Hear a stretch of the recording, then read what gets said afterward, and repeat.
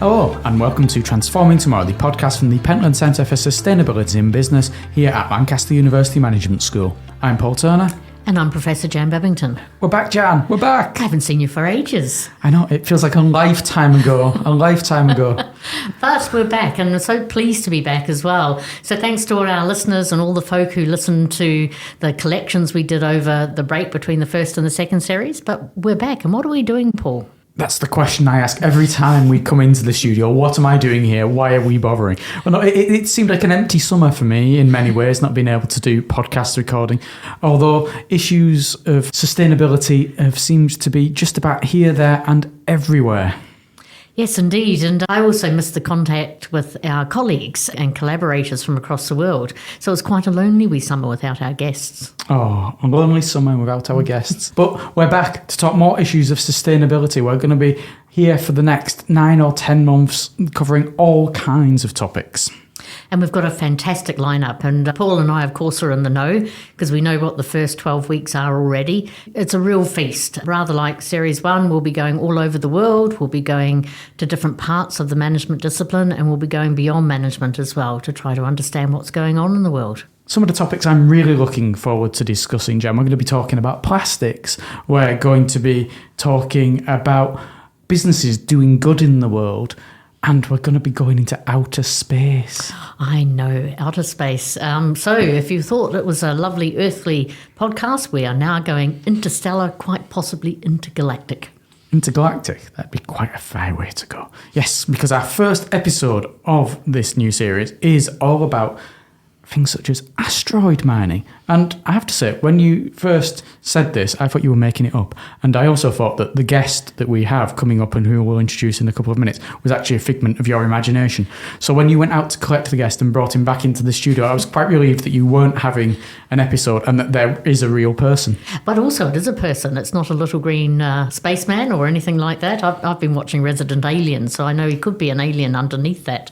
But I think he's a real person. A real person? So you say. No, it could be some kind of secret government agent who's just been brought in to get rid of all of our beliefs about asteroids and aliens and things such as that. Yeah, or to deal with you, Paul. You've attracted the attention of the authorities. I can fully believe that. Let's introduce our guest then. It is Dr. Craig Jones, who is a lecturer in management and society in the Department of Organisation, Work and Technology, and who is interested in asteroid mining. Yeah, and I couldn't resist this, Craig, so welcome. Hello, thank you very much for having me. Yes, Craig, you are real. I was very pleased to see that because I did think Jan had gone a bit too early, saying, oh, there's someone in the management school here at Lancaster who is an expert on asteroid mining. Okay, yeah. Okay, Jan, that's fine. But you are an expert. You're not the first to look at me with a disbelief. And that's nothing to just do with asteroid mining. That's just general physics. I'm used to that, as Jan pointed out. Can you tell us then a little bit about your background and how you ended up working in a management school when your expertise is on asteroid mining? I'm just going to keep saying asteroid mining. So contrary to popular belief, I'm not actually from a physics background or anything. My background's all through geography. So I did all 3 of my degrees over in the Lancaster Environment Centre. And then, just got hooked on things around mining, extractivism, and then basically this is all an undergraduate dissertation that got massively out of hand. Through doing this, I ended up interacting with different asteroid mining companies, but also other actors within the new space economy. And then through that, kind of have linkages through to the management school and some of the interests that go on there, particularly around sustainability, extractivism, new kind of markets and that sort of stuff. So I think I know about asteroid mining. I've watched Battlestar Galactica, and there's quite a few episodes in there where they have to mine asteroids in order to get the relevant materials they need to try and get themselves towards Earth. And I've also watched the 4th series of For All Mankind, which is a series on Apple, and the 4th series is all about asteroids and reaching the asteroid belt and various issues around that. But tell me, what is asteroid mining? Not so much in these science fiction programs I've been watching, but in the real world, how does it fit in? So in the present world, asteroid mining in its modern format, so there have been various ideas around it. I think the first mention actually extends back to 1892.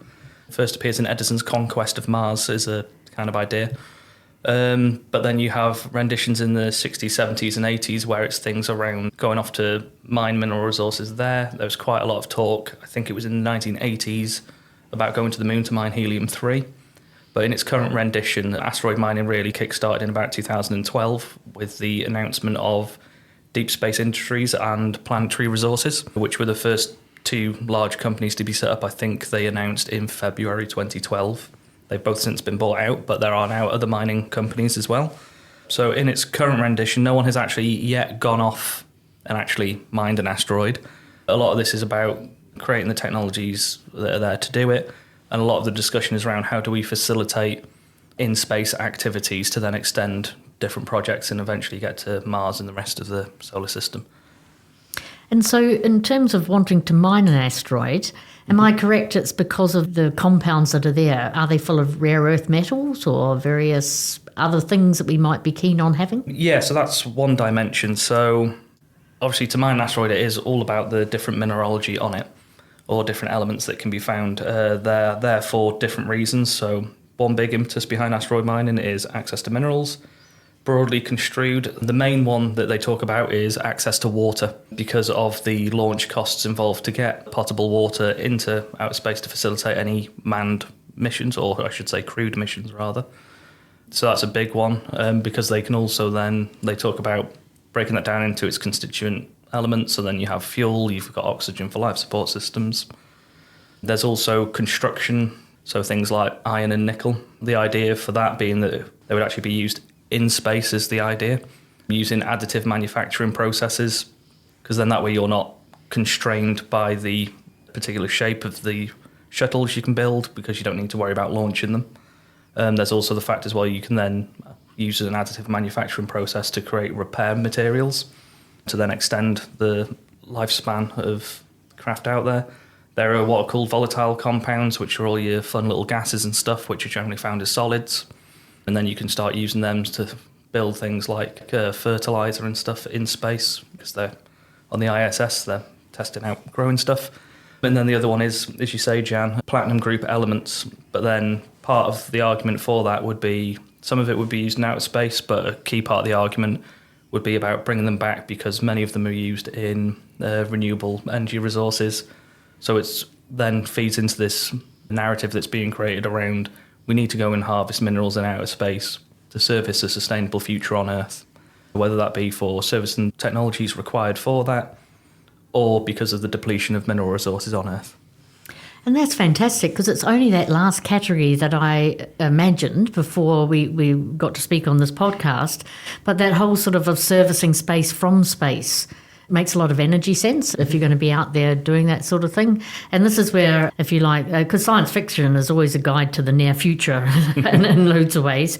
Because the other series that I don't think you can have seen is The Expanse, which is very much about mining, but then also the inequalities that sets up is, I think one of the most interesting things about that whole program is then who gets to mine, who gets to keep it, and Earth and that is the centre of the extractive universe, and everything comes back to Earth, and that obviously generates a lot of distrust and eventually war and other madness.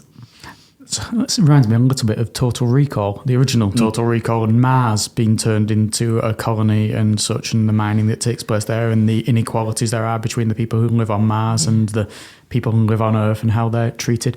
Yeah. We're in the same loop then. The same loop we are on Earth, we're going to do the same loop further out. And you used a phrase that I found quite interesting that I think our listeners would like to hear more about. You talked about extractivism. What's behind that concept? That's how far back do you want to go? I'll leave that to you. You're our expert. So I suppose if you want to take the longer view of it, is obviously forms of mineral extraction have been enmeshed within human civilization since day dot. So you go back to Greeks and Romans, they're mining outcrops of minerals. And then obviously you've got Iron Age, Bronze Age, all named after metals.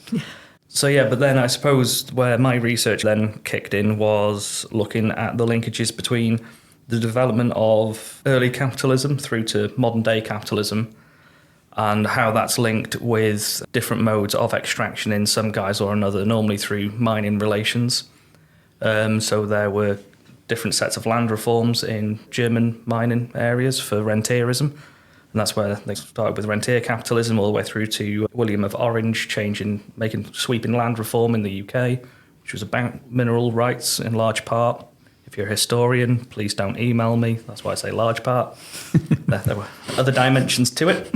But yeah, all the way through to now. And then, so where my research is picking up now is to look at how are those discourses and rationales of extraction from relations with mining now being applied to space, not just as a kind of, like you say, going into a bigger loop of it all, but also looking at how that interplay between, spatial fixes of capital and spatio-temporal fixes of capital now interact with minerals, even larger bounded spatial entity.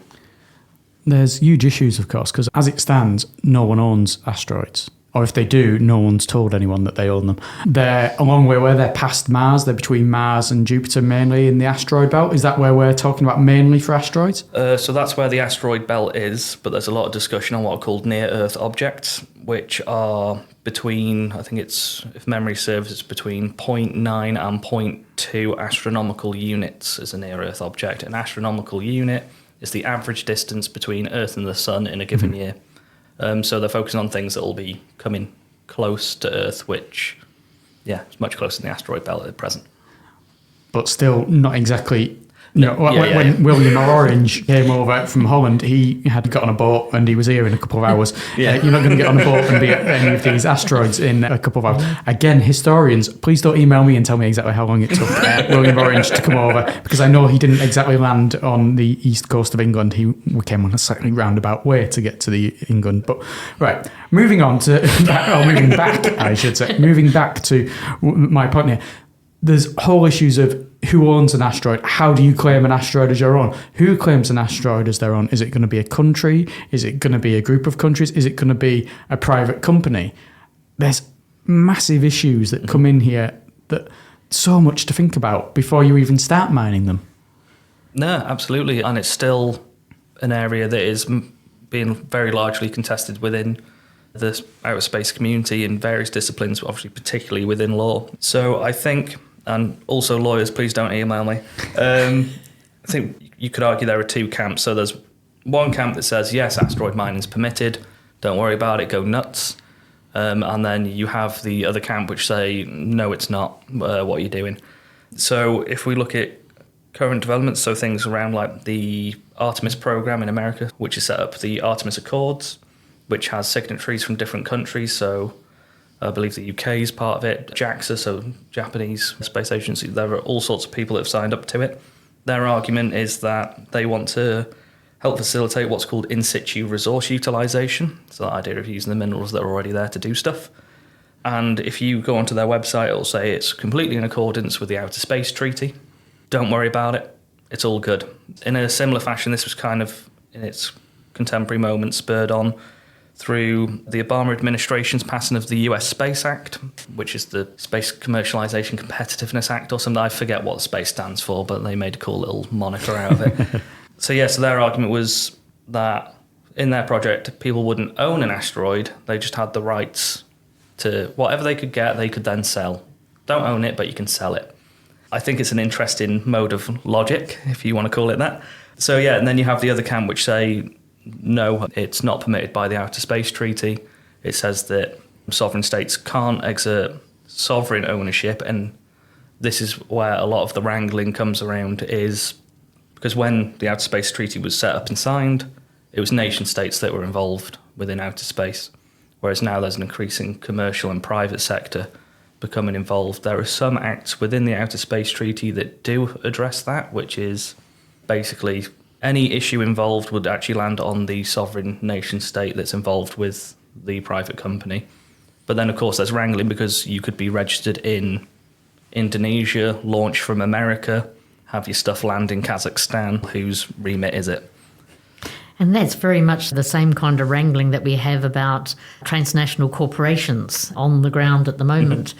So again, it's quite interesting that these parallels exist even in what seems to be like a fantastic world. So is space part of the common heritage of mankind? Because when you think about the Outer Space Treaty and which states and who gets to send up the rockets and which companies are sending up things, I'm guessing it's not, Fiji. I think it's probably the existing powerful, rich... No, absolutely. And The thesis that I wrote as part of my PhD was talking basically about how these neo-colonial logics being fed through, not just in terms of the discourses, how we frame in which to relate and regulate outer space, but also about who gets access and how those benefits or lack thereof are distributed terrestrially. And in line with the theme in this podcast, I should say to our good colleagues in Fiji, please don't write to me. It's just that I really like Fiji, and I thought it would be a good example of a Polynesian South Pacific state from which we could, These similar issues to which were considered when people first went to the moon. Because obviously the Americans were the first people to land on the moon. They planted the big American flag.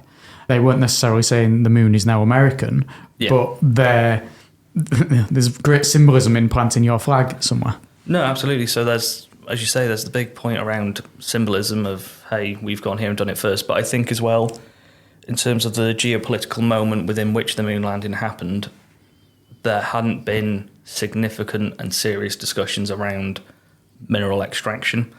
Not to reduce an entire historical moment of the 20th century to a soundbite, but that was more kind of finger waving at the USSR at the time to prove a point. Whereas now people are, especially with things like the Artemis program being developed, they want to go and make a permanent scientific base on the moon and actually interact with it in all sorts of different ways, including its mineralogy. But then in parallel to that, so in keeping around the theme of the current geopolitical moment, against the backdrop of the Artemis program and Accords being announced, you had the International Lunar Research Station, the ILRS, being set up, which is a combination of states, so things like Russia through Roscosmos and China, all sorts of, and kind of as an illustration of how these kind of geopolitical cleavages have run around now is June last year, in 2023, India announced they were going to join the Artemis Accords. On the same day, and to much less renown and fanfare, Pakistan announced that they were going to join the ILRS because we don't want to be involved with India. So, yeah, this is where you then have the conversation around, is this Cold War 2.0 or Space Race 2.0 more? So we've talked a lot about the politics. I want to know how sustainability fits into all of this then. Where do sustainability issues emerge when it comes to this new space economy? Okay, so you have the argument being made by advocates for the new space economy, which is Earth is up a creek without a paddle. We need to act more sustainably. So one argument is that you can take some polluting industries off Earth and then go run them in outer space. There's no problem anymore, don't worry about it. The other one is around, like I was saying earlier on, about degrading mineral qualities in certain deposits. So the argument being we need to go off Earth to find all these minerals so then we can actually service sustainable futures. Some proponents who look a bit way further forward into space futures also argue, well, actually, if we go and set up a Martian colony, then that can remove some of Earth's population, make it more sustainable, but then it's also a backup civilization if anything does happen to Earth. Yeah, that is it. Sorry, the look Jan just gave me is how I feel when I hear it. Dark stuff. Yeah. Just everything's ruined, move away. Yeah. My daughter actually asked me only a couple of days ago, what will happen to Earth what happens to the people on Earth when Earth no longer exists? And so it's like, well, I don't really know what to say there. It's hopefully millions of years away when the sun goes supernova and swallows the Earth, but will people have managed to move away from here then? If they do, they'll have to move a down site further away than Mars. Yes. Absolutely. So that's one dimension of the sustainability agenda, if you will, for the new space economy is move things away, but we can also get the resources to service things on Earth. But an area of research that I'm starting to develop now are questions, because I think when people talk about outer space, they obviously automatically go to outside of Earth's remit. But if we look at things like greater Earth orbit and lower Earth orbit, which are different kind of distances from Earth's surface, so it's where you get orbital slots for satellites, there's a growing issue around space debris and space junk. So, you get great things like cars floating around in space if you want to go on a particular stunt with a Tesla. But then you have more serious ones like old satellites and stuff that have been decommissioned but have been left floating around. So there was a crack in the ISS space station's window a few years ago that caused a bit of concern. They believe that to have been a fleck of paint. from an old satellite Oh, because wow, of that's the small. velocities at which things are travelling. So there's that dimension. Also to note as well is in the past year was the busiest space launch for satellites. So I think it was 3,700 new satellites are in orbit now. Heavens. Because people are starting to want to make mega constellations, which is obviously great because then it brings different communications and stuff to remote parts of the world. But then how do we go about managing that in terms of the orbital slots? And then if there are big collisions and debris issues aren't sorted and left as a sustainable orbital slot, a guy coined the term Kessler syndrome back in the 1970s. The argument being that if you have one collision between satellites, that obviously then creates a debris field, which can then cause a cascading effect, and then you can't have anything orbiting Earth. So that's kind of the orbital slot sustainability aspect. But then there's also the terrestrial dimension as well. So obviously rocket launches create a lot of pollution, whether that be through our traditional thoughts around NOx or carbon dioxide, but also things that we don't really think about when we think of space launch, but like black soot. Normally, when we're talking about these issues of pollutants, we're talking very much around the lower elevations of Earth's atmosphere. But obviously with a rocket launch, they very neatly spread it through every layer of the atmosphere, which then has implications for how long those pollutants will actually still be kicking around because of the different forces that they're then subject to throughout each layer. Another thing as well, which I would like to see more thought around, is when we crash things back into Earth, we normally dump it into the ocean. There's actually a graveyard in the South Pacific of old space junk, which is just left to sink to the bottom. I don't know what chemical components they're made of, nor what they're leaching, so that would be interesting to know. So yeah. It's interesting. I was actually listening to something only in the last few days about the pollution that is caused by space launches as opposed to the pollution caused by airlines. Now, obviously, there's an infinite number more aircraft launches, but the point was made that the fact that these spacecraft are going higher up into the atmosphere, there's the potential for damage to something like the ozone layer. Yeah. And obviously the Montreal Protocol was introduced 30-something years ago, which was meant to combat the hole in the ozone layer, and it's proved to be very successful, the reducing ozone gases, etc., and all the damage that was done there. But the potential that if we have an ever-increasing number of space launches, is that actually going to undo the repair work that's been done to the hole in the ozone layer? And that's fascinating because, the space launches are going so far up, they're producing gases in the atmosphere, producing detritus, all kinds of waste and stuff. The potential consequences of increased spaceflight is just things that you never even thought of. No, absolutely. I mean, because obviously the Montreal Protocol banned CFCs and stuff, but obviously that's at a terrestrial level, so those chemicals have to struggle to get up to the ozone layer to damage it properly, whereas obviously, with space launch, you're just injecting it straight into the middle of it.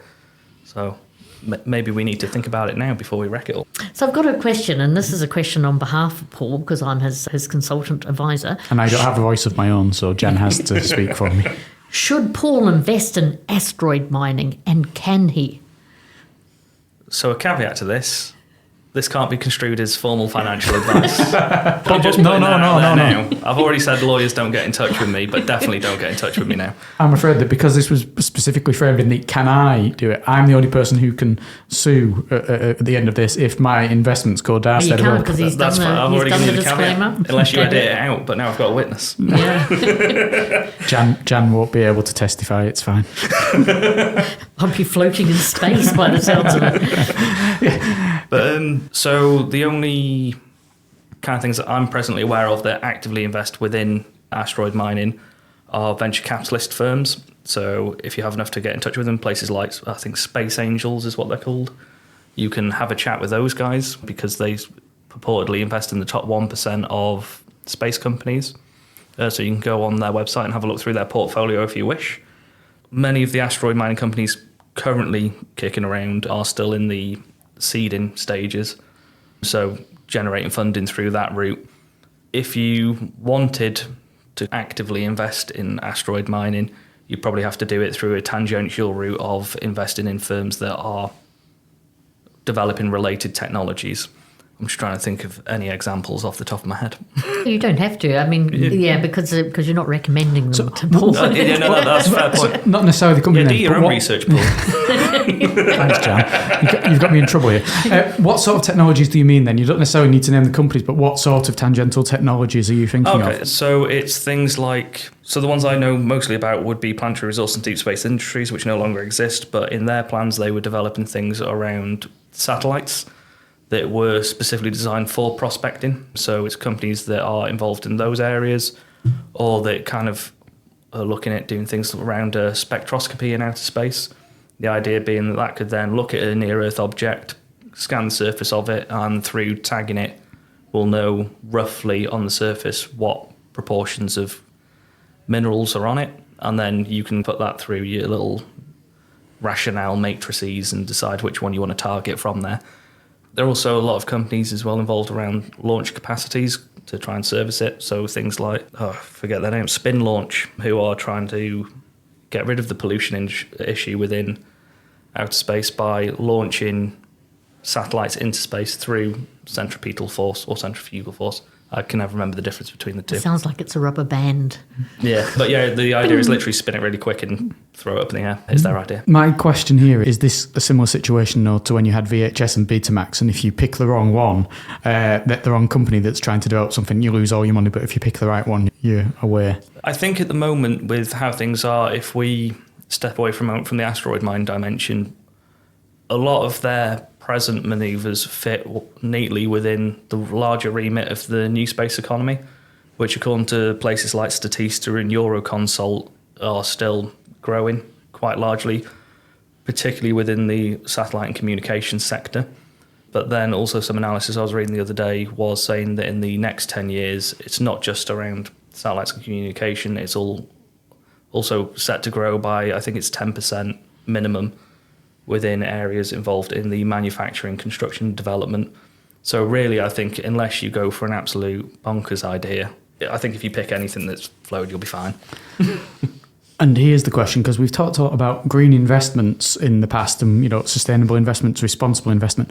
Would you think it was both a sustainable and a responsible investment to invest in these companies, or is it purely for the money? I think it depends on how you wish to approach it in the company in question, because you have some companies who are out and out just involved in space tech. That's their application. They just want to do science, because apparently we can use science as a verb.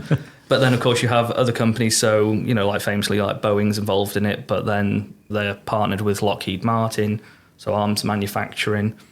They're all those sorts of questions. So I think it boils down to, if you want to invest ethically, you're going to have to do the research on the company itself. But then another big sustainability question and ethical question that I have that a colleague and I are trying to start working on is around what minerals are actually used within the space industry itself and where they come from, because I don't quite know how they account for whether or not they've got conflict minerals in their supply chain. As an example, not saying they do, I'm saying I would like to know how or if they do. So many potential issues around sustainability and everything, politics, ethics, everything that comes into this. Is there anything you feel that people working in other areas relating to sustainability could take from the asteroid mining, the space economy sector, and use to their benefit? I think within the new space economy, particularly more speculative areas like asteroid mining, one of the ways that companies are having to create runway funding, if you will, is to think about the spin-off technologies from the early stage and kind of think creatively around what are we going to do now, because obviously it's all well and good to say I'm going to go mine the living crap out of this asteroid in 20 years. What are you going to do now? So I think maybe one way of doing it is, to look at how from the inception of an idea, what spin-off technologies can be developed on the way and how can they actually benefit either people or existing missions as well. How optimistic are you for the future in this area? In the area as an industry, pretty optimistic, especially the larger context of the new space economy. I think it's doing great things in terms of delivering communications to incredibly remote areas. There have been startups that are currently using geospatial data to map out areas of increasing flood risk, but also help with kind of like agricultural pursuits as well. In fact, the Indian Space Research Organisation has a very good page all about their different spin-off technologies. NASA and the European Space Agency have those as well. The things they've developed as part of space programs have then been used in medicine, construction, and have sorted all sorts of things out. In terms of the broader scope of mining the living crap out of everything, I think people will go off and do it. There are enough people with enough influence who want to go and do it. I think for me, I would be more optimistic if I saw a clearer strand as to how that was going to benefit the widest swathe of people possible. Particularly going back to Jan's point around how it's not equally distributed in terms of access. I'd like to see a better distribution of benefit as well, whether that be fiscal or end stage application. Does that strike a positive enough note? It's about as positive as I normally am, so it's fine. Craig, it's been wonderful having you with us here today. You've so many subjects I never thought we'd discuss on this podcast. Thank you very much for joining us. Thank you both for inviting me. It's been a pleasure. Wow, Jan, that was one way to start the series, wasn't it? It was indeed, and I was so pleased to bump into Craig, and I just immediately thought he has to be a guest. It was just a discussion I never expected we'd have, as I said to him, talking about all these random issues that you would never have necessarily immediately thought about when it comes to asteroids and then sustainability and how everything ties together and all the particular issues that there are. There's just so much of it. And I immediately went into the ocean because the equivalent sort of themes are being played out and around deep sea mining, for example. So really complex governance, questions of economic and political power and who gets to do what, but then also the rationale for deep sea mining about acquiring materials to allow the green revolution. So in that respect, I thought if taking it off planet, if you like, complicates it further still, but those complications sit in areas of the ocean that are beyond national jurisdiction as well.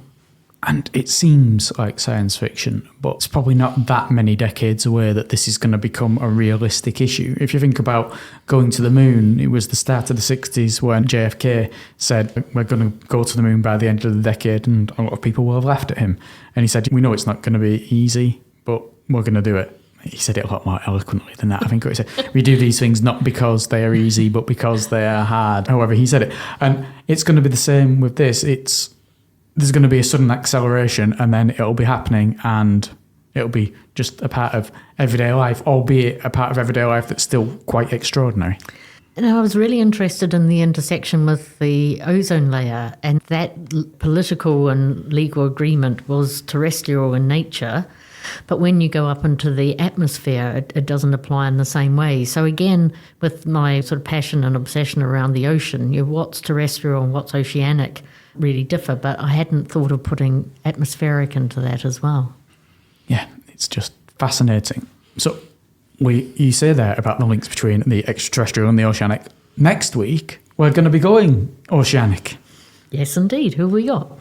We've got Frida Bengtsson, who is from the Stockholm Resilience Centre. You may remember a little while ago we had Henrik Österblom, who was our guest from there, talking about SeaBoss, which is the Seafood Business for Ocean Stewardship project.